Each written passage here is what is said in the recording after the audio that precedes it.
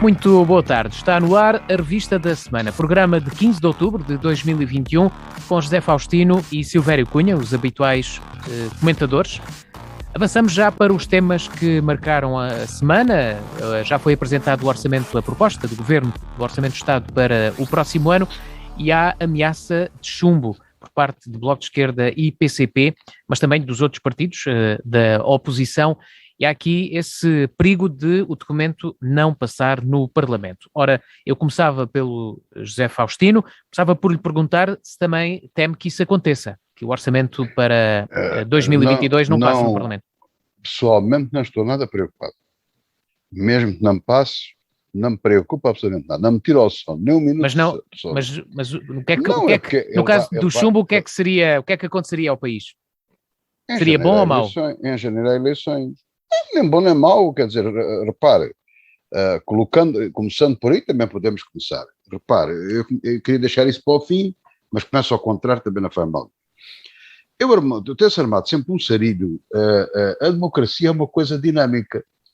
E eu lembro, nós aqui no programa temos falado isto várias vezes, o professor Silvério Cunha tem explicado isto inúmeras vezes, até muito melhor do que eu, sobre a prática que existe na Europa de coligações. Portanto, falou aqui outro dia sobre a questão da Alemanha, que demora meses, e efetivamente assim é.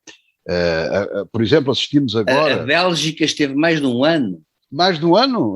Repare que assistimos a uma coisa extraordinária. Os partidos possíveis parceiros de coligação falaram entre eles, um de direita e outro de esquerda, vamos assim dizer, para se combinarem, para ver se tinham pontos em comum. Portanto, isto é uma dinâmica extraordinária que não existe em Portugal. E Portugal está na Europa, por enquanto, não é? Está na Europa. Criam-se processos, dinâmicas próprias, que eu não compreendo, não percebo. Mas qual é o problema em democracia de haver eleições? Bom, não se pode cair no problema e na desgraça que tem sido a Itália. Já tiveram não sei quantos governos desde a Segunda Guerra. Todavia, e apesar de todas as dificuldades que têm, não deixa de ser um grande país, aliás, dos maiores da Europa, uma grande economia, etc, etc. Apesar de tudo isso, sabemos que as legislaturas são de 4 anos e, portanto, devem durar 4 anos. Mas, se quando em vez não durarem 4 anos, se houver dúvidas, vai ser eleições. Eu não percebo onde é que está o drama. No caso concreto português, acresce-se outra situação para eu não ver problema. Diz-se que o grande favorito é o Partido Socialista, liderado por António Costa. E eu assino essa opinião. Estou de acordo. Mais um motivo para que o Partido Socialista não tenha problema nenhum em ir a eleições. Agora, se não se conseguem definir as coisas, as eleições requerem sempre uma definição das posições políticas e do peso do Parlamento e do Governo. Mas o ponto que eu dizia que acresce é este. Na minha análise, naquilo que tenho aqui dito, e não estou sozinho, o caminho que nós estamos a seguir, que este governo e o anterior, liderado pelo Partido Socialista, com o apoio dos partidos de esquerda, tem seguido e quer seguir para o país, não nos vai levar a bom porto. Não nos leva ao desenvolvimento, leva-nos ao empobrecimento. Não há crescimento económico. Qualquer dia estamos na cauda da Europa, cada vez devemos mais, e vamos deixar, falando no coletivo, eu não tenho responsabilidade nenhuma, nenhum de nós tem essa responsabilidade direta, mas os responsáveis políticos vão deixar aos nossos netos, e porventura aos filhos mesmo, filhos e netos, uma responsabilidade e uma herança muito pesada, uma herança muito cara, um grande prejuízo e um grande problema. Eu até, se juntar, e não quero desviar o tema, mas se juntar tudo isto que estamos a ver em Portugal, e que temos visto nos últimos tempos, tudo aquilo que se perspectiva, até no próprio orçamento, com as questões demográficas, com tudo isso, eu até prevejo, sem grande dificuldade, já não verei isso nos meus tempos, com certeza não terei, com certeza, longevidade suficiente para isso. Mas não me custa prever que Portugal perca a sua independência. Não é agora que essas brincadeiras que andam com os espanhóis e essas coisas, não é isso que me preocupa, nada disso. É a falência total, o desinteresse e o país, não sei, se agarrado para a Espanha, se qualquer coisa, mas perder a sua independência. Porque não faz sentido absolutamente uma coisa falida, um dia há de chegar à conclusão que certos países falhados, que é para irem para a falência e alguém toma conta deles, ou a ONU, ou qualquer coisa, ou a União Europeia, que no caso da Europa não sei. Portanto, tudo o que seja a possibilidade, ainda que remota, de alterar este rumo, e não é certo que a alternativa que aí vem, ou que se apresenta, seja muito melhor que a que temos, é bom dizer isto, embora me pareça que qualquer coisa será melhor do que esta, não vale a pena, eu acho que não se perde nada em tentar. Agora, uma coisa é certa, e agora voltamos ao contrário, o Partido Comunista, eu e o professor Silvério Cunha, eu lancei aqui, porque falei primeiro, a hipótese do Partido Comunista lançar duas hipóteses, ou se radicaliza e bate o pé e é um partido de combate, ou se transforma num partido de governo aliado ao Partido Socialista. E o professor Silvério Cunha acrescentou, e muito bem, há uma terceira hipótese, que é a junção das duas outras, a qual eu imediatamente subscrevi. E, portanto, se o professor Silvério Cunha não levar a mal, digamos que estes três caminhos, que tem coautoria entre nós dois. Portanto, estamos a verificar que é isso que se está a ver, ainda é cedo. Mas o Partido Comunista o que é que fez? Uma viragem à esquerda, radicalizou-se um partido de combate. E, tirando a estratégia de médio e longo prazo, no imediato, ou seja, até antes de saber eventuais futuros resultados eleitorais, eu acho que o Partido Comunista fez muito bem. E fez muito bem porquê? Fez muito bem porque, repare-se, no à vontade, na arrogância com que António Costa apresentou e discutiu nos últimos momentos o orçamento antes de o apresentar na Assembleia da República. Parece-me a mim, de bom tom, ainda que não haja uma coligação formal, mas se o Partido Socialista e António Costa efetivamente precisa da ajuda de outros partidos, já afirmou que não quer entendimentos com o centro-direita nem com a direita, que só se entende com a esquerda. Mas isso não dá nenhuma distinção em especial ao Partido Comunista e ao Bloco de Esquerda. Portanto, o Partido Comunista defende uma política, e o Bloco de Esquerda a mesma coisa, que na minha opinião não é a melhor para Portugal, não é aquela que mais nos convém, é aquela para um tempo porrado do próprio Partido Socialista, que eu já disse anteriormente aquilo que penso, mas isso é o que eu penso e é aquilo que eu estou a dizer. De qualquer modo, o Partido Comunista tem uma posição política e sabe muito bem defendê-la e dizer aquilo que pretende. Portanto, o Partido Comunista, especialmente o Partido Comunista, tem bandeiras que não as pode abandonar e que as tem que apresentar aos seus militantes, aos seus apoiantes, para poder ceder em deixar passar um orçamento do Partido Socialista, que ainda não é, para todos os efeitos, e previstos, não é para esse caminho que vai, ainda não é o seu parceiro estratégico. E, portanto, o governo e António Costa tratou disto muito por alto. Claro, o Partido Comunista, e bem, com justificado motivo, disse o que tinha a dizer também, com ar mais sério, disse, nós, até agora, daquilo que aqui temos, as nossas bandeiras não as conseguimos impor e votamos contra o orçamento. E o Bloco de Esquerda diz o mesmo. Há quem diga, eu ainda não vi isso, mas admito que seja verdade, há quem diga que se o Partido Comunista fechar a porta, que se abre uma janela, ou se fecharem a porta ao Partido Comunista, se abre uma janela para o Bloco de Esquerda. Eu isso não sei, não vejo isso, ou tenho alguma dificuldade em ver, percebo a análise, mas não tenho certa dificuldade. De qualquer modo, o que me parece é que o Partido Comunista é um partido com muita experiência e não gostou, e como digo, compreensivelmente da atitude do governo de António Costa e resolveu puxar de um as e bater com ele na mesa com todos os troncos. Portanto, Muito bem, José Faustino, tente terminar a sua intervenção. Ele levou o jogo mais alto, jogou um trunfo para impor e conquistar as suas bandeiras. E acho que o Partido Comunista o fará, se não as conquistar ou aquelas que pensa dentro os seus objetivos, que vota contra, mas com toda a legitimidade, não me parece nada de mal. O Bloco de Esquerda, o Bloco de Esquerda é mais flexível, digamos assim, porque o Bloco de Esquerda, embora sendo mais à esquerda, ou aparentemente mais à esquerda, muito bem, José Faustino, termina. Tem outra vocação, é um partido mais urbano, etc, etc, etc. Portanto, é mais flexível.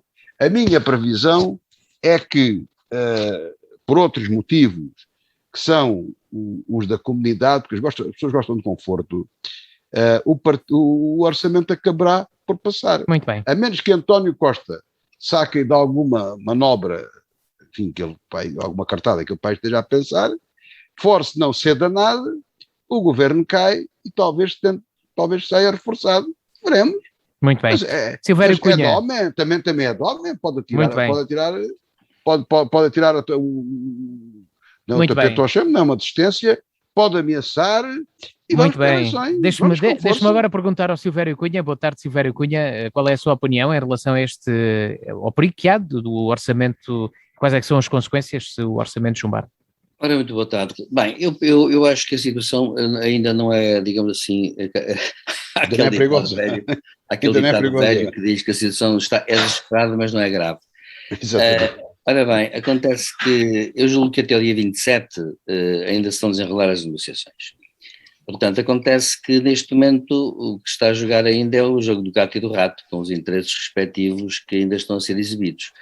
Portanto, no fundo, digamos assim, eu acho que cada partido, o Bloco de Esquerda e o PCP, apresentaram, até o Bloco, houve um ou outro, um deles numa entrevista na televisão, disse ontem que tinha apresentado uma espécie de 9 reivindicações fundamentais e o outro tinha apresentado 3 fundamentais. E acontece que a questão que se coloca é, não disseram nunca que eram cumulativas, ou eram as 3 juntas, ou as 9 juntas, ou nada. Portanto, provavelmente o que vai acontecer é que vai haver um jogo. Claro que o Partido Socialista, o governo já apresentou um orçamento um bocadinho mais encolhido aqui e acolá, e provavelmente depois o que vai acontecer é que o governo vai ceder mais qualquer coisa. Eu acho que o que vai acontecer é isso, porque não penso que seja do interesse nem do PS, nem do Bloco, nem do PC. Aliás, eu penso também não é do interesse neste momento, imediatamente, que haja eleições. Nem do partido, nem o Presidente da República está interessado nisso. Acontece que neste momento não é do interesse. Porquê? Porque a correlação de forças está bem estabelecida, porque os partidos ainda estão a sair, digamos assim, da caldeirada eleitoral e, portanto, ainda têm que pensar um bocado o que é que tem a ver com uma coisa e o que é que tem a ver a força real com a força local. E por conseguinte eu julgo que ainda não é tempo, digamos assim, para alguém querer arriscar qualquer coisa. O Partido Socialista, a meu ver, devia agora tomar até atenção, note-se uma coisa, deve tomar atenção várias coisas. Uma delas é, por exemplo, a seguinte: é muito frequente, quando há crises, como aconteceu com a pandemia, o partido que gera essas crises no princípio ser até muito aplaudido, mas depois perder as eleições. Historicamente é muito, muito frequente, mas extremamente frequente. E acontece aconteceu na Alemanha, por exemplo, mas já aconteceu com Churchill após a Segunda Guerra Mundial, por exemplo. Isso já aconteceu algumas vezes. As pessoas, no fundo, parecem estão cansadas, querem mudar, uma coisa qualquer assim. Neste momento, eu julgo que o Partido Socialista está interessado em jogar ainda as suas cartadas, se fará algumas concessões, e aí essas concessões vão satisfazer os partidos que, enfim, se abstêm o outro pode votar a favor ou abster-se também, algum género, e depois negocia-se também com o PAN, e também há deputados independentes. E, portanto, acontece que pode passar por aí. Eu isso acho que pode acontecer. Acho que neste momento ainda é cedo para se falar de, a meu ver, eleições. Até o dia 27 faltam ainda, portanto, ainda faltam uns quantos dias, 13 dias, as negociações continuam muito ativas e julgo que neste momento ainda são bravatas, digamos assim, dos partidos, dizer que não ou dizer que sim sobre o assunto. De modo que eu acho que a questão põe-se assim, para mim é claro como água. Não quer dizer que não haja um volte-face, quer dizer, não quer dizer que o Partido Socialista não tenha um ataque de fúria e diga assim, queremos eleições que vamos ganhar porque as sondagens dizem isso. Bem, as sondagens não dizem isso para já. As sondagens para já até nem dizem isso. Portanto, eu penso que seria, digamos assim, claro, poderia também ser uma forma de querer apanhar os outros partidos, digamos assim, numa fase que ainda estão a tentar respirar e ao fazer isso, pôr um problema, digamos assim, para mobilizar, digamos assim, o seu eleitorado e dar-lhe mais força. Mas eu não creio que seja o caso. Eu penso que o orçamento pode passar na medida em que o tempo de negociação ainda continua. 13 dias é muito. 13 dias é muito ainda para se negociar. Portanto, julgo para já que eu não estou a ver nenhum chumbo à vista. Não quer dizer que não aconteça, mas eu só daqui a uns dias é que acho que vai depender muito do que se negociar. E com quem, e quem é que vai permitir passagem de algumas coisas ou de outras, e portanto, claro que nenhum partido ficará satisfeito, todos vão dizer mal, mas no fim podem ter atitudes dizendo há aqui um dedo nosso, há aqui uma vantagem nossa, há estabilidade política. É bom também dizer que o povo português gosta muito de estabilidade, também não gosta de que haja muitos sobressaltos, e isso joga a favor do entendimento.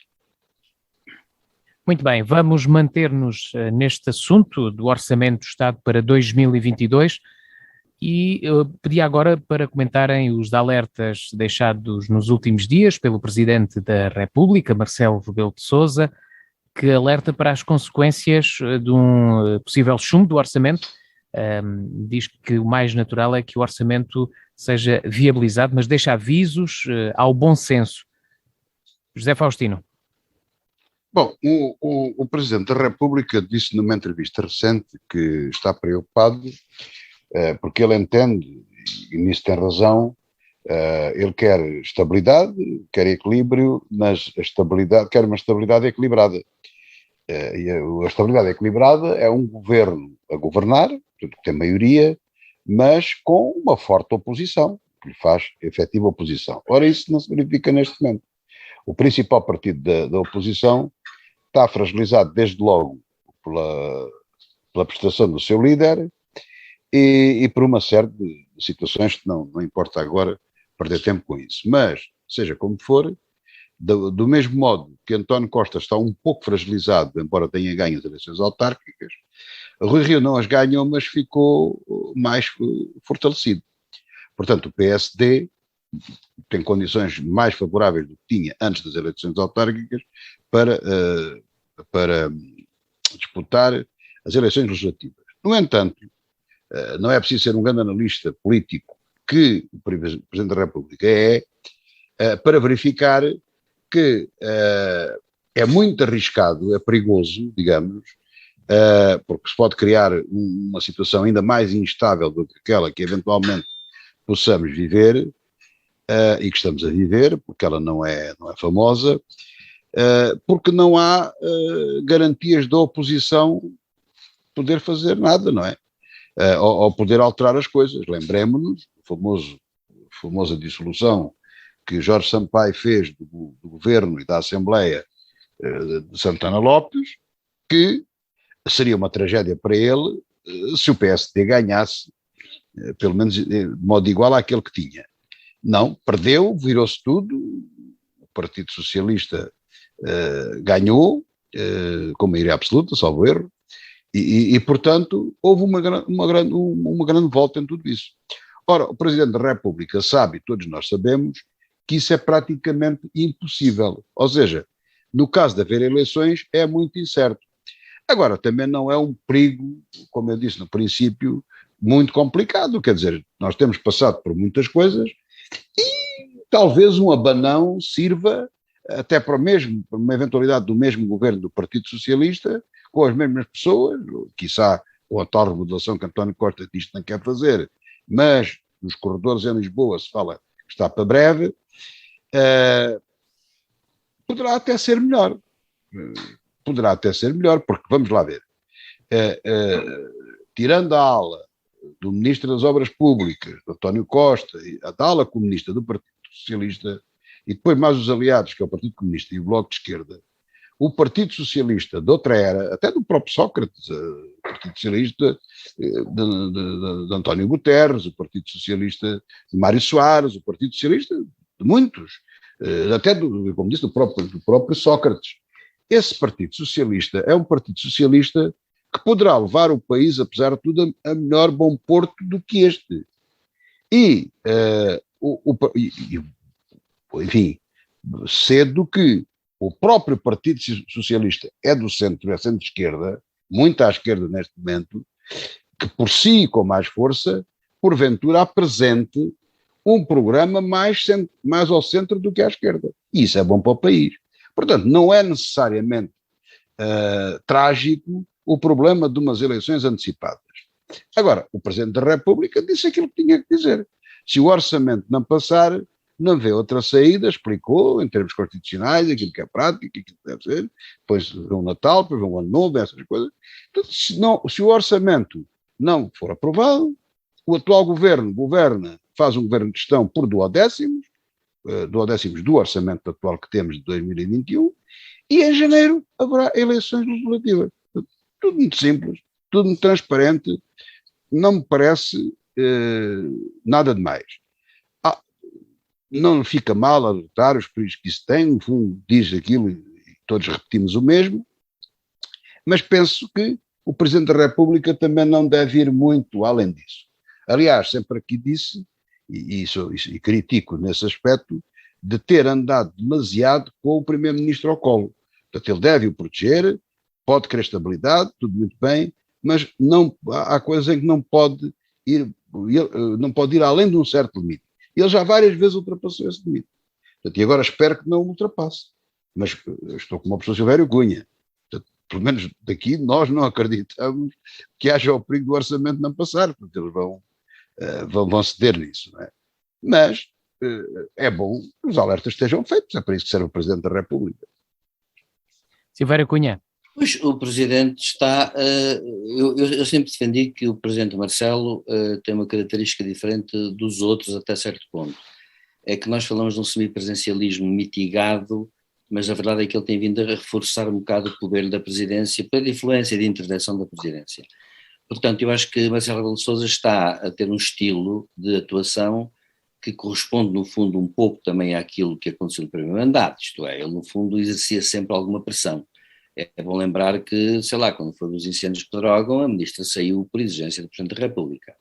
Portanto, eu acho que o que acontece com Marcelo é que Marcelo está, o Presidente Marcelo Rebelo de Sousa está a querer imprimir, digamos assim, à sua presidência uma dinâmica mais intervencionista. Portanto, os avisos dele são também, digamos assim, marcas de poder. E, portanto, ele está a querer dizer, bom, se isto não funcionar como eu estou a querer, eu intervirei nessa altura, enfim, também não vai funcionar como outros querem. E, portanto, ele está a manifestar poder. Não é um presidente de um sistema puramente parlamentar, é um sistema, digamos, que é parlamentar no que respeita à confiança do governo, mas é também um sistema que depende muito da legitimidade, digamos, executiva do presidente, digamos, de poder, efetivamente, dissolver a Assembleia da República e com isso demitir o governo. Portanto, eu penso que o Presidente está a jogar para já, para marcar a sua posição. E com isso, claro, apresentam-se duas hipóteses. Ele quer sempre ser vencedor da saída que houver. Se não acontecer nada, ele terá parte dos louros da vitória, da estabilidade. Foi porque o Presidente disse que não aconteceu nada, foi porque o Presidente não quis, foi porque o Presidente fez pressão, foi porque o Presidente acontece isto, acontece aquilo. Eu penso que Marcelo Rebelo de Sousa quer ter essa, digamos assim, essa vantagem. No momento de periclitante, digamos assim, ele avisa desde já que intervirá e, portanto, ele terá sempre uma última palavra a dizer em qualquer caso. Isso é uma manifestação de poder que, de facto, até hoje, raras vezes os presidentes utilizavam, a não ser na primeira versão da Constituição, em que o presidente tinha um direito de veto que efetivamente ultrapassava, digamos assim, é um ser mesmo semipresencialista, mas mais fortalecido. Portanto, no meu caso, eu acho que Marcelo Rebelo de Sousa está dentro deste modelo a fortalecer o seu papel. O que vai marcar para o futuro muito, o que vai marcar muito para o futuro, futuras presidências. Eu queria aqui dizer uma coisa que me escapou na análise da questão do chumbo do orçamento. Vamos ver, o Partido Comunista e o Bloco de Esquerda, mas principalmente o Partido Comunista, eles não podem correr o risco, nenhum deles, de já como aconteceu 2 vezes, eles mandaram abaixo um governo do Partido Socialista e depois veio um governo do PSD. Ora, neste momento esse perigo não se coloca, em princípio não se coloca. Portanto, a direita não consegue, não é previsível que consiga conquistar o poder. Mas há uma coisa que pode acontecer.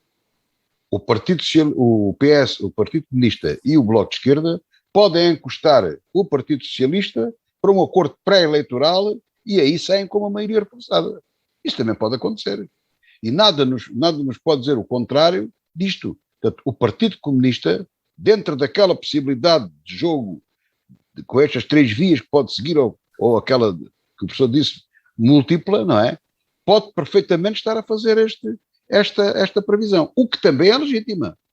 E, portanto, a contribuição deles nunca vai permitir que venha um governo de direita. O que não há dúvida nenhuma é que podem encostar o Partido Socialista a obrigá-los a uma coligação pré-eleitoral. Vamos falar agora sobre saúde. Tem existido nas últimas semanas problemas relacionados com falta de profissionais de saúde nos hospitais. Existiram problemas nos hospitais de Setúbal e de Leiria. E a oposição pede mais investimento na área da saúde, para o Serviço Nacional de Saúde, mais concretamente. José Faustino. Bom, há aqui um problema, como se dizer, que é a quadratura do círculo, não é? Portanto, vamos lá ver. O governo tem dito, isto não é má vontade minha, mas é observar as coisas e analisá-las. O governo tem dito, comparativamente ao governo de Passos Coelho, tem feito mundos e fundos com o Serviço Nacional de Saúde. Que tem investido muito mais dinheiro, que as coisas estão muito melhor. Ora, toda a gente percebeu que isto não é verdade. Acontece que o Ministro da Saúde era o administrador da Caixa de Depósitos, parece que era conhecido pelo próprio partido, socialista como um bom administrador. Eu não simpatizo com a criatura, devo já dizer, mas também sei que é um bom administrador e um bom gestor, e geriu o Serviço Nacional de Saúde com muito menos meios do que hoje existem. Eu não me lembro de haver um problema tão agudo com os médicos, com os enfermeiros e com toda essa gente. E, pelos vistos, com razão. Parece que existe razão nesse sentido. Ainda coloco mais outro problema. Não sei o que é que lá se passa, porque é tudo opaco, a gente não sabe nada do que se passa neste país. Eu prevejo, como tenho alertado, que esta abertura, contra a qual não sou totalmente, por causa da pandemia, todas estas situações, eu insisto em todos os programas, gostava de saber as vagas existentes no Hospital de Évora e também nos outros hospitais, a capacidade de resposta dos hospitais e do Serviço Nacional de Saúde. Não acredito naquela conversa das falsas emergências. Acredito que sim, senhor, que haverá algumas, mas vamos ver. Eu também digo que as coisas funcionam mal, mas também não funcionam tão mal como tudo isso. Há coisas que também funcionam bem. Eu, se estiver assim um bocado atrapalhado da saúde, vou ali à consulta aberta e em meia hora, 1 hora sou atendido. Toda a gente sabe isto, ninguém vai para o banco de urgências esperar um dia para ser atendido numa falsa urgência, podendo ir a uma consulta aberta quando é muito mais rapidamente tratado. E que, aliás, dessa consulta até pode ir fazer mesmo diagnóstico ao hospital e ser encaminhado para uma consulta no próprio, até para a urgência do próprio hospital. As pessoas sabem isto. Portanto, essas conversas e coisas que desculpam, que até parece que estão a pôr em xeque o próprio Serviço Nacional de Saúde, servem de fumo, de nuvens de fumo, para nos tapar os olhos da realidade. A realidade é que o governo não sabe gerir o Serviço Nacional de Saúde e não sabe gerir a saída da crise, da pandemia, que ainda não acabou, como sabemos. E o inverno está quentinho, o outono está muito bom, isto está bom, parece verão, é preciso ver isto. Porque quando a temperatura baixar, o pessoal anda com menos máscaras, protege-se menos, é a Covid-19, É a gripe, é a pneumonia, são outras coisas. Eu não sou especialista na matéria, mas a situação é preocupante. E não é de hoje nem de ontem que os médicos não querem ir para determinados sítios. E não é de hoje nem de ontem que se sabe que políticas esquerdistas de querer o exclusivo dos públicos e a luta contra os privados que dá mau resultado. Porque toda a gente sabe que os médicos que ganham relativamente pouco na função pública, no serviço público, que organizam e orientam a sua vida fazendo também horas no privado. Portanto, tem sido esta simbiose entre o público e o privado, digamos, oficial e oficioso, que tem garantido o funcionamento de tudo isto, que até podemos chamar o Serviço Nacional de Saúde, porque há ali com participação nos remédios, nos meios de diagnóstico, etc, etc, etc. E não nos esqueçamos de outra coisa, e que o governo que anda lá metido, não devia, mas anda lá metido, é que há uma zaragata complicada, a meu ver, que se podia ter evitado porventura, entre a DSE e as empresas públicas, as empresas privadas hospitalares. E o que é que está a acontecer? Digo eu, porventura está a acontecer que muitos utentes da DSE que iam às clínicas privadas, agora que vão ao hospital. Com toda a legitimidade, podem ir. Né? O Serviço Nacional de Saúde é para todos. Portanto, há aqui muitas coisas que carecem de explicação e que não são fáceis de resolver. E mais, as propostas em cima da mesa, nomeadamente o Orçamento de Estado para 2022, estão muito, muito, muito longe de resolverem isso. Aliás, eu não acredito que este governo, e particularmente esta Ministra da Saúde, tenham vontade ou saibam de resolver este problema. Porque este problema passa por esta simbiose que sempre existiu, e que felizmente ainda existe, e tem que ser fortalecida entre privado e público. Silvério Cunha. Hoje aqui discordamos, acho eu. Ainda bem. Eu discordo em parte. Há que tempos que a gente é verdade, eu discordo em parte, por uma razão. Eu acho que o Serviço de Saúde exige muitos meios e é, portanto... O senhor ainda não abandonou a DSE? Não ter recorrido ao hospital? Acontece que eu acho que passa-se uma coisa que o SNS exige muitos meios, portanto é uma máquina muito difícil e muito cara. E exige, e talvez haja experiências estrangeiras que mostrem como é que poderia existir. Quando se fala na questão do absoluto, por exemplo, há testemunhos, toda a gente se queixa dos hospitais, mas aí muita gente diz que não, que tudo aconteceu bem, há muitas versões, há versões para tudo, e eu devo dizer que, de facto, eu acho que realmente sucede uma coisa um bocado estranha, é que, por exemplo, eu não acho admissível que em certos hospitais, e apontaram casos concretos, uma vez já na televisão isso aconteceu, que haja, por exemplo, pisos inteiros equipados com mesas de operações que estejam fechados a tarde inteira porque estão vazios. Isso não é aceitável. Eu penso que um serviço de saúde devia funcionar minimamente bem com uma parte do seu pessoal em indicação exclusiva. Uma parte tinha que ser. Mas bem paga. E acho que devia passar por aí. Mas francamente bem paga.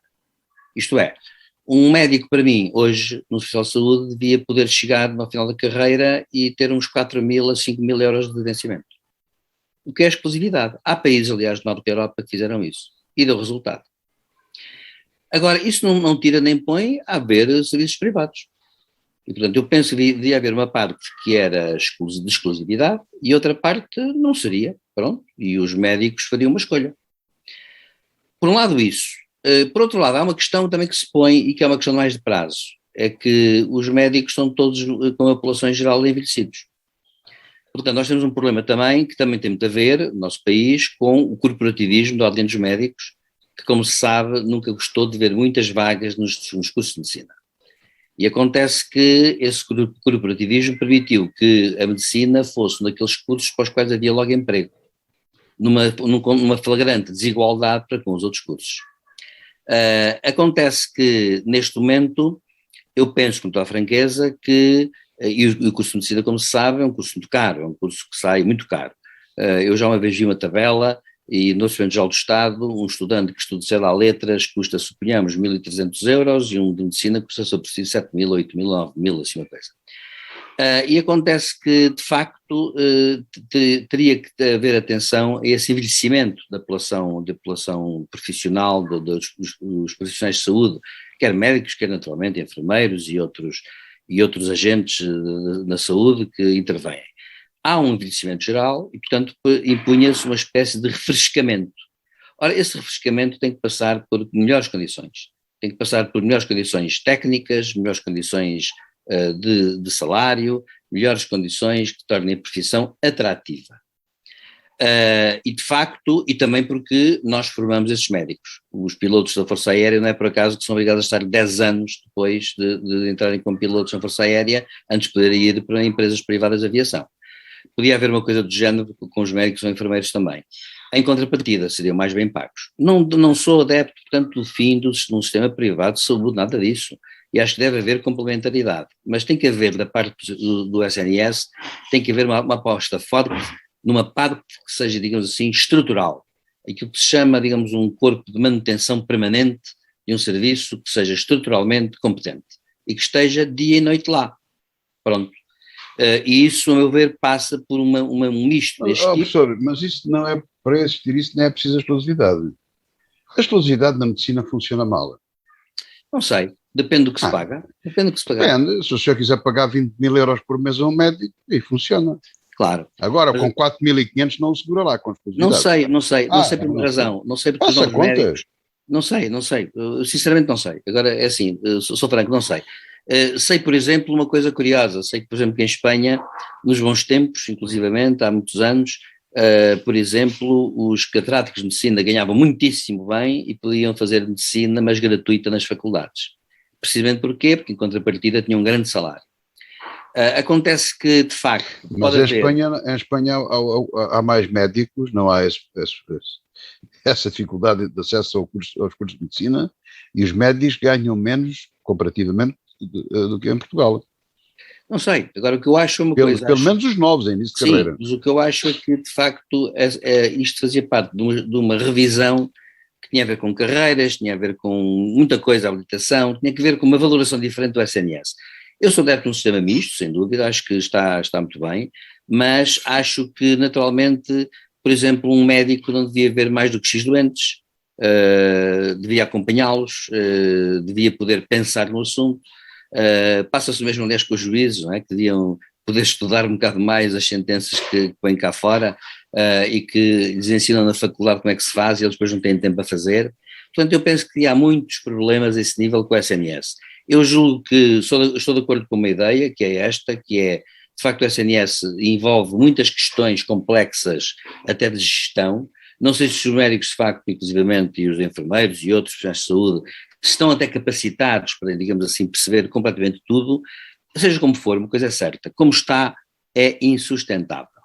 E como está insustentável por uma razão, porque de facto está também, e também, claro, há um problema de fundo que é este, não é? Quando se abrem vagas, as pessoas não vão para certos sítios, porque também há um problema cultural no nosso país, que não é só dos médicos, é geral.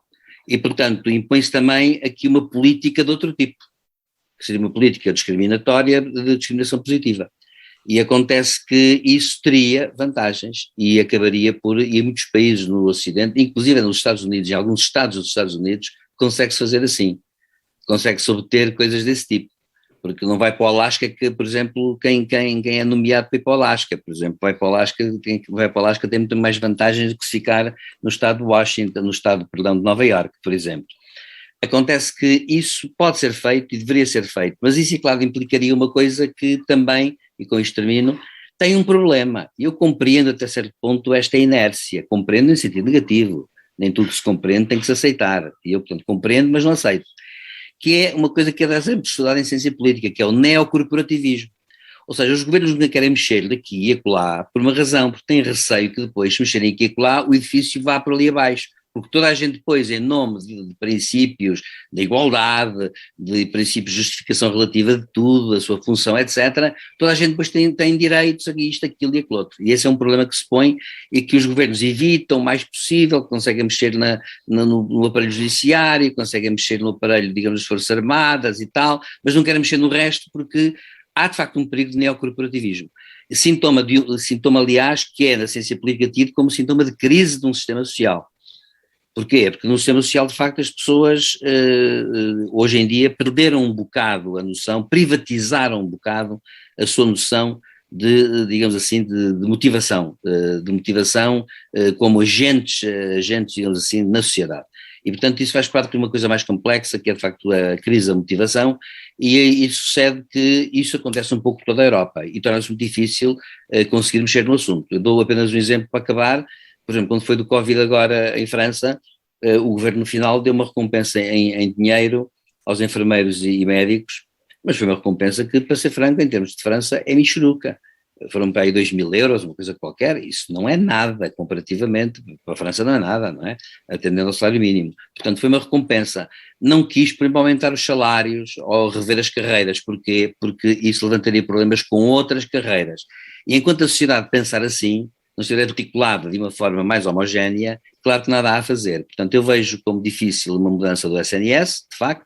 Não sou contra, de facto, a mistura do público com o privado, embora pense que o público devia ter mínimos garantidos à partida e muito bem garantidos. O privado faria a sua função como de costume e como deve fazer. Portanto, não sou radical a esse nível, mas acho que tem que haver tem que se fazer alguma coisa. Como está, não pode ser, e começa a dar cabo de tudo. E devo dizer o seguinte, até agora não aconteceu, já aconteceram casos graves, mas não aconteceu nada que fosse, digamos assim, um escândalo muito grande no plano da saúde, por causa de falta de médicos, ou falta de assistência, ou isto ou aquilo. Se isso acontecesse, nessa altura teríamos um problema muito grave no plano da sociedade. Muito bem, vamos para o próximo tema, também marcou esta semana. Armando Vara saiu em liberdade depois de cumprir mais de metade da pena. Saiu ao abrigo de um regime excepcional da lei aprovado por causa da pandemia de Covid-19. José Faustino. Eu já sei que a população e aquilo que se vive em Portugal está tudo, são questões culturais, como nós costumamos sempre dizer, está tudo deformado, não é? Portanto, é o povo, as pessoas, etc. João Rendeiro fugiu, o sócio dele foi preso no aeroporto, não percebi. O homem entregou-se, veio de boa vontade, foi preso no aeroporto. Não se percebe isto. Mas já saiu em liberdade também. Não se percebe nada disto, está bem? Porque tem advogados, porque recorre. O que é evidente para toda a gente, já a gente percebeu, há uma justiça para ricos e uma justiça para pobres. Isso é evidente. E este governo não resolve a justiça para os pobres. Não, continua a separar isso cada vez mais. Portanto, não haja também ilusões nessa matéria. Em relação a Armando Vara, vamos ver.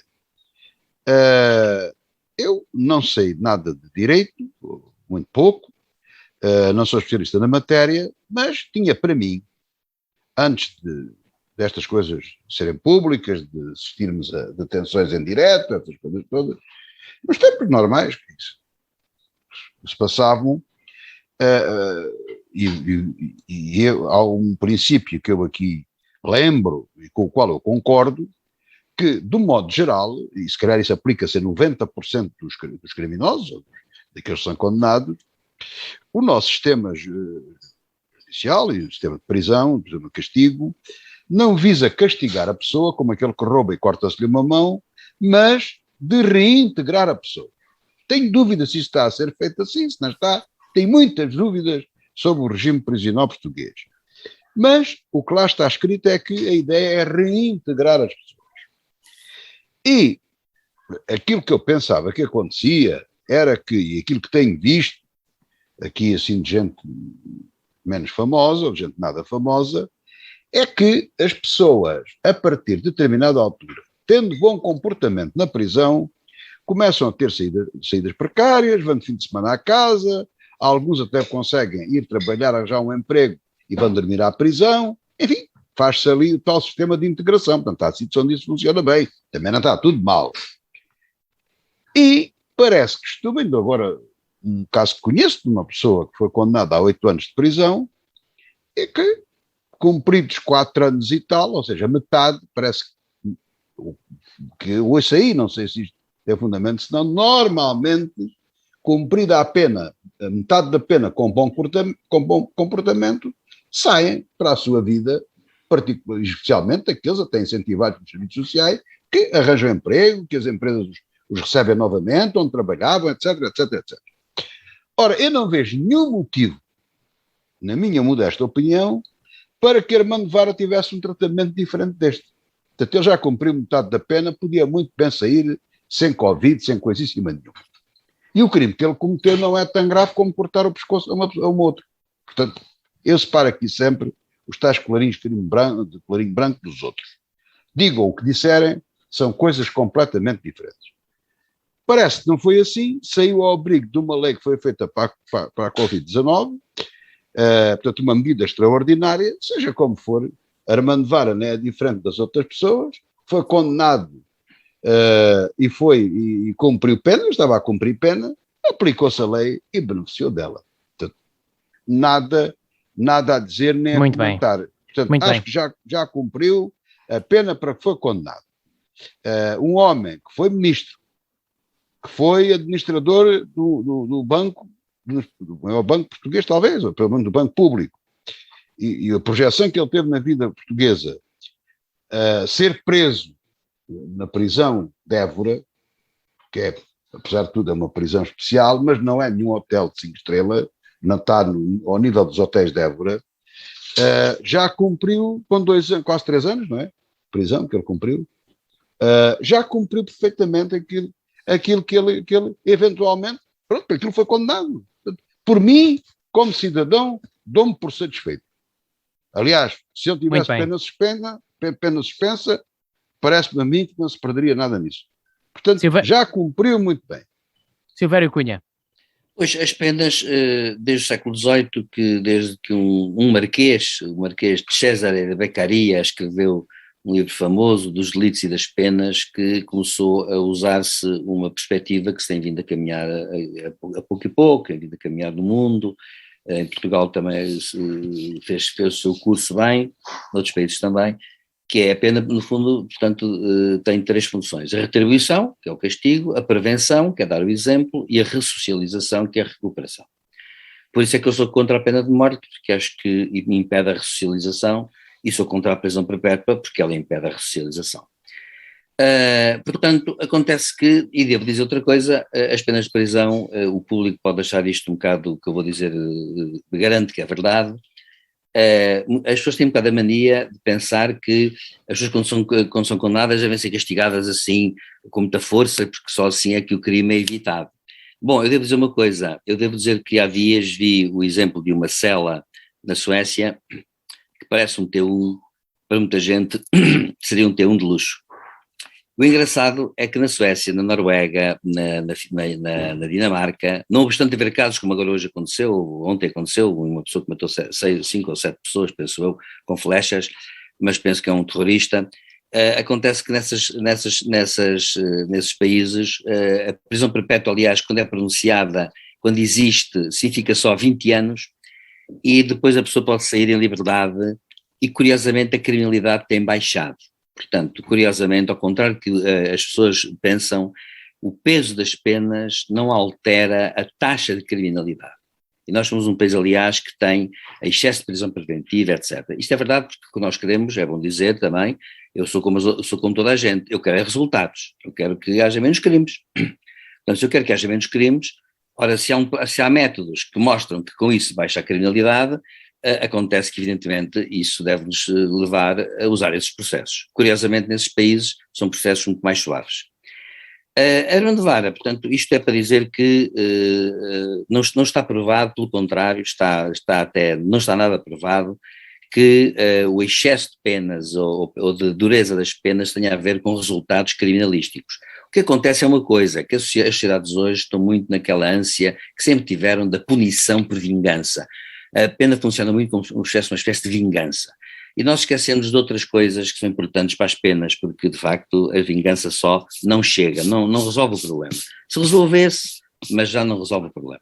E a melhor prova disso, como digo, é que há países que têm essa maior curiosamente, a flexibilidade e baixam as taxas de crimes, curiosamente. Ora bem, eu penso que o caso Hermano de VAR é o seguinte, o que está em causa aqui é apenas uma coisa, é que ele saiu ao abrigo da lei, portanto aí não há nada a dizer. O problema que se põe é que há uns que dizem que há uns tempos que a lei deveria ter sido derrogada, ou revogada pelo menos. Acontece que, bem, eu não sei se devia, se não devia, por uma razão, porque a lei foi feita por causa do Covid e na verdade nós ainda não estamos numa situação totalmente fora da pandemia. Portanto, eu por acaso até tenho dúvidas quando dizem a lei já devia ter sido revogada. Não, para mim não, porque a pandemia continua, ainda não houve encerramento oficial da pandemia. Ninguém diz que estamos aí só com uma gripe, um vírus que funciona como se fosse a gripe normal. Portanto, se ele saiu ao abrigo dessa norma e ela está em vigor porque foi entendimento do legislador que de facto era para durar enquanto houvesse a pandemia, eu acho que ele saiu corretamente, não tenho nada a dizer. Devo lembrar outra coisa que é importante. A pandemia, esta lei evitou muitas mortes, quer de reclusos, que têm dignidade como outros quaisquer, quer de guardas prisionais e de pessoal das prisões. Países que não aplicaram esta lei tiveram à sua conta uma taxa de mortalidade que no nosso país significaria um número próximo de 200 mortos. E isso deve nos fazer pensar. Portanto, quando a lei foi aprovada, não foi aprovada por acaso. Foi aprovada preventivamente para quê? Para poupar vidas, não só de reclusos, como do pessoal que trata com eles. E devo dizer que isso aconteceu, aliás, noutras alturas, noutros países. Por exemplo, o Senado francês uma vez descobriu, quando a SIDA ainda não tinha tratamento sério, descobriu que havia imensos reclusos nas prisões francesas que morriam nas celas sozinhos, vítimas de SIDA, e que os funcionários prisionais não tinham formação nem médica, nem de enfermagem para tratar de pessoas que estavam a morrer e morriam ali sozinhos, sem família, sem nada, e foi preciso o governo francês fazer uma grande reforma para que efetivamente a coisa fosse corrigida. Foi o Senado francês que fez um relatório que eu por acaso li, e que punha a nu a escandaleira que se passava nas prisões francesas, onde até inclusivamente os funcionários prisionais corriam riscos, porque a SIDA podia-se transmitir de várias maneiras, com fluidos, por exemplo, com tosse, etc., podia acontecer. Portanto, acontece que eu acho que neste momento essa lei tem, para mim, enquanto a pandemia não for encerrada oficialmente, tem sentido continuar em vigor. O Hermano de VAR saiu ao abrigo da lei e, portanto, eu não vejo nada de particularmente especial, para ser franco. O que vejo particular especial é os outros casos que não há medo de se resolverem judicialmente, para ser franco. Isso é que, para mim, me causa um grande espanto. Neste caso não, até se cumpriu a lei. Muito bem, vamos para o próximo tema, sobre se hoje, aliás, esta quinta-feira, que as touradas passam a ser interditas a menores de 16 anos. José Faustino. Eu não sei bem a idade daqueles jovens que filmaram e praticaram aqueles atos de violência. Vimos aí pelas televisões, chocaram toda a gente, tal bullying, não sei, porventura foram incentivados por touradas, devem ser aficionados dos touros, e então agora a coisa vai no bom caminho. Portanto, está tudo doido, está tudo maluco. Quer dizer, isto é o tal ponto onde deixou de haver ideologia, as pessoas deixaram de ter ideologias para defender o comunismo, o fascismo, o que quiserem, a social-democracia, o liberalismo, essas coisas todas. Não movem as pessoas, o que movem é o clima, é aquela jovem sueca que aparece aí com um ar de zangada, dá descomposturas em toda a gente. A mim não dá, nem lhe admitia tal coisa. Muito menos fosse Presidente da República ou o Primeiro-Ministro de algum país, nem lhe admitia isso. Punha na rua do país, porque uns açoites é a tal exceção que eu admito, às vezes uns bons açoites dados em boas horas são muito bons. Portanto, eu não alinho meninos rabinos e coisas dessas. Isto que aqui está é uma vitória do PAN, isto não tem sentido absolutamente. Aliás, é completamente incompreensível. Em Portugal e Espanha, já agora, esta luta que se está a travar contra as touradas. Isto é uma coisa sem pés nem cabeça. É uma coisa despropositada. Enfim, que já acabaram com os animais nos circos, já tiraram a graça àquilo. Mas o que é que essa gente tem a ver com o que os outros gostam e com todas essas coisas? Se me disser que há que ter condições, há que minimizar a violência dos animais, tudo isso, eu estou de acordo. Com certeza que estou de acordo. Aliás, eu não sou aficionado às touradas, só gosto das pega. Não são muito violentas aqui. E até é mais igual, mais dali. Claro que são mais homens do que o touro pesa mais, enfim. É sempre, o jogo está um pouco viciado, nós sabemos, mas também não vamos querer, como faziam os romanos, uma luta de homem contra touro. Também não é isso que se quer, não é? Nem as touradas são isso, vamos lá ver. Pode-se gostar, pode-se não gostar. Portanto, eu pessoalmente passava bem sem elas. Não é coisa que me atrai e tudo isso. Mas devo respeito aos meus concidadãos que são aficionados disto. Há quem vá à Espanha ver touradas, há espanhóis que vêm ver cá, ao toureiro a cavalo português, ao toureiro a pé espanhol, há todas essas coisas, que é uma forma de arte até. Não se justifica esta situação. Aceita-se, eu aceito, naturalmente, a crítica, o debate, tudo isso. Agora, as medidas de ação quase direta são completamente injustificadas. E depois valerem-se da fraqueza de uma maioria de esquerda, com muita tendência a ser muito para a esquerda, para aproveitarem para fazer estas leis.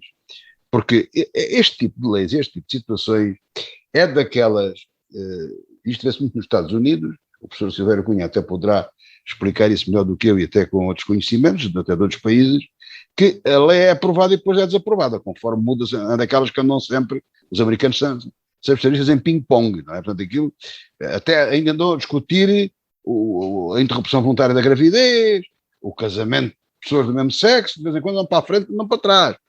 Ora, isso não é desejável a lado nenhum. Isso são evoluções que se têm, coisas que andamos, como se diz, andar para a frente, não queremos andar para trás.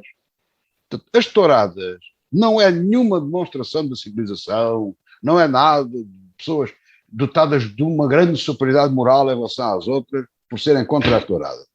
Não gostam, não comem, não vão ver, mas deixem lá os outros. Há pessoas, então não há pessoas que gostam de boxe e de lutas e dessas coisas e coisas violentas. É muito agressivo. Por exemplo, uma corrida de Fórmula 1 é muito dura. Muitos outros desportos, lembrei-me de um assim que parece até muito coisa. Portanto, deixem as pessoas fazerem aquilo que querem e entendem. Eu sou completamente contra isto. Ainda por cima, se nós tivéssemos, deixa-me só dizer isto, se nós tivéssemos uma espécie de colegiais, enfim, muito petinhos por aí adiante, mas não, eles armam cenas de violência, quase que se matam uns aos outros e filmam com os telemóveis. Ora, isso deve ser interdito a menores de 36 anos, pelo menos. Ora, aqueles rapazinhos devem ter para aí menos de 16 anos. Não brinquem com isso. Muito bem. Silvério Cunha.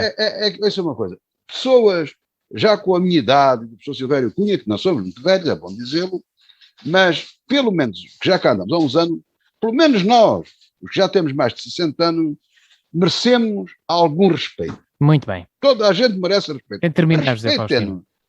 Já temos pouco tempo, ainda gostava de falar do outro assunto. Ora, Silvério Cunha, bom, eu penso o seguinte, eu aqui também discordo do José Faustino num ponto.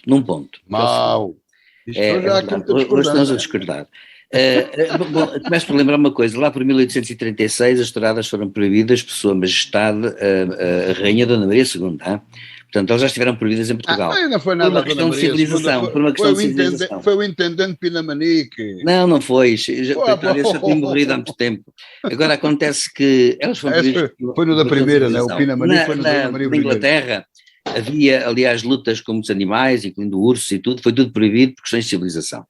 Eu penso que na sociedade há uma violência latente e atenção, as touradas aqui estão a ser interditas a menores de 16 anos. É fazer o favor ao PAN, mas a questão que eu coloco é a seguinte, eu não sou adepto daquelas pessoas que tratam os animais como se fossem pessoas, acho que é uma antropomorfização do animal que até no fundo lhe provoca sofrimento a meu ver, porque esta coisa de tratar os animais como se fossem pessoas é uma coisa um bocado descabelada porque o animal pode não se sentir bem.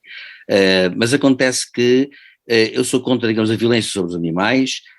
Nós sabemos que há violência sobre os animais, claro, até porque nós os comemos, muitos deles, mas acontece que, evidentemente, há legislação europeia sobre o assunto E, portanto, eu diria que, apesar de haver violência, para não contribuir para a violência entre a juventude, acho que tolerar as interditas a menores de 16 anos está correto. Quanto ao mais, assiste quem quer. E vamos para o último tema, mas tem de ser muito rápido, com intervenções muito curtas, sobre a situação da reunificação da China com Taiwan. O presidente chinês Xi Jinping promete cumprir o desígnio histórico da reunificação. José Faustino.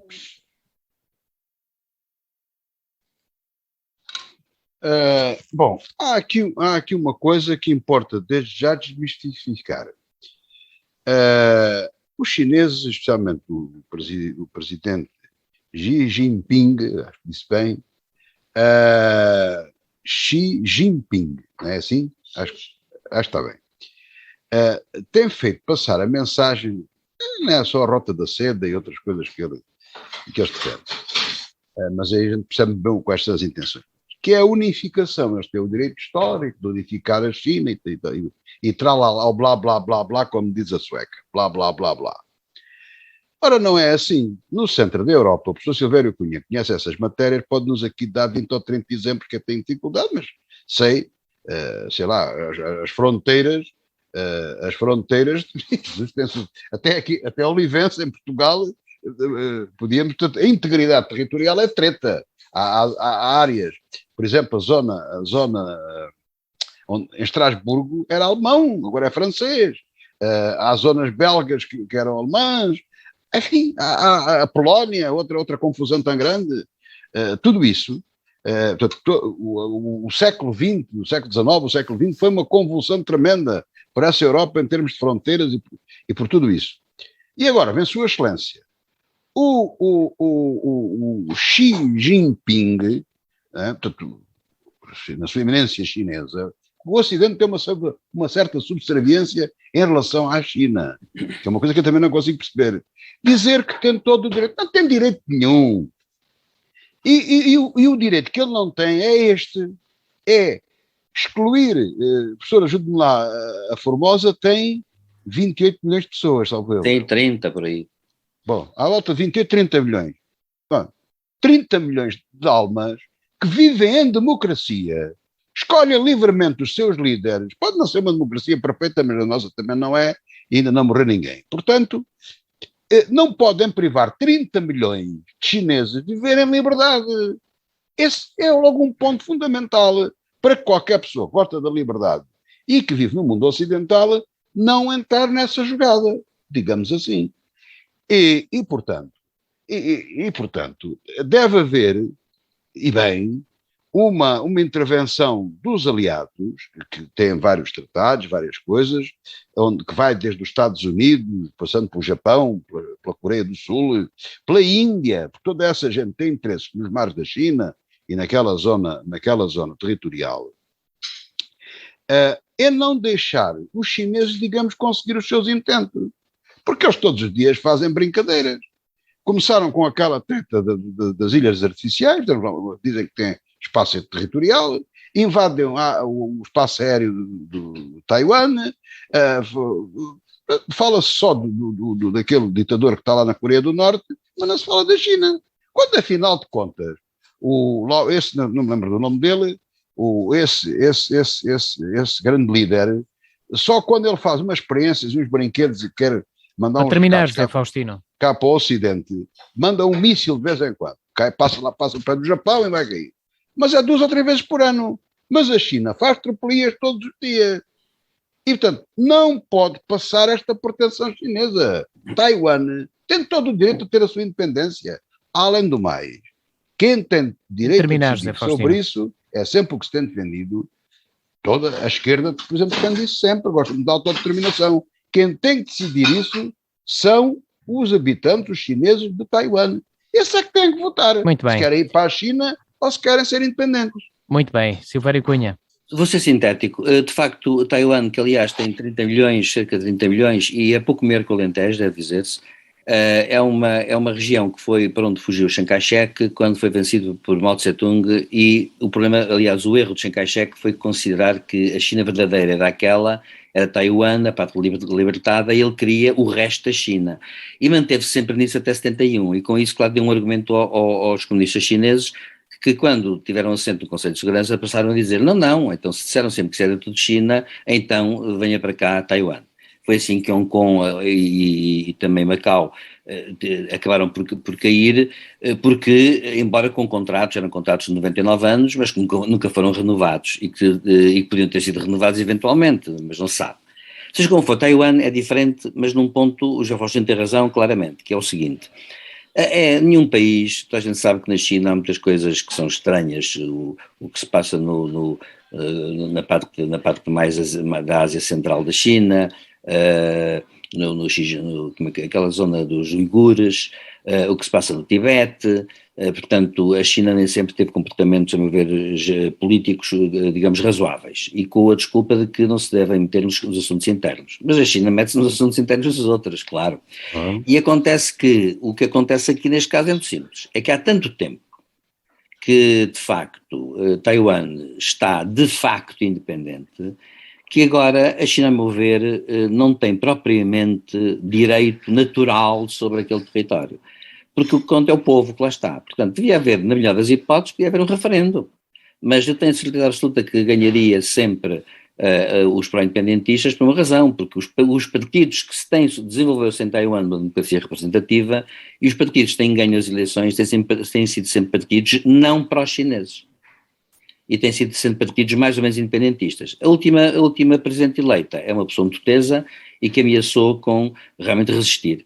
E acontece que há ali de facto vários tratados, os Estados Unidos já anunciaram que nunca aceitarão uma tentativa de intervenção militar da China em Taiwan, e portanto temos ali um nó complicado, mas eu tenho algum receio, porque a China, à medida que vai ganhando poder, há de chegar um momento em que as coisas são, digamos, estão no limite. E o limite ali é um limite difícil, porque Xi Jinping transformou aquilo, parece, numa questão pessoal. E quando se transforma isso numa questão pessoal, e tendo ele o poder todo na mão, neste momento ele tem mais poder que Mao Tse-tung tinha no tempo dele, é bom lembrar, acontece que, tendo o poder todo na mão, naturalmente ele não vai querer largar esta ideia, porque senão até deslegitima o seu poder, enfraquece-se. De modo que é uma situação um bocado bicuda por causa disso. Mas a verdade é esta: o grande princípio da autodeterminação dos povos faz com que, de facto, na melhor das hipóteses, haveria um referendo em Taiwan, e eu estou convencido que 90% e tal da população quer ser independente, como sempre foi. Chegamos ao fim da revista da semana, regressamos 2 a 8 dias. Boa tarde, bom fim de semana.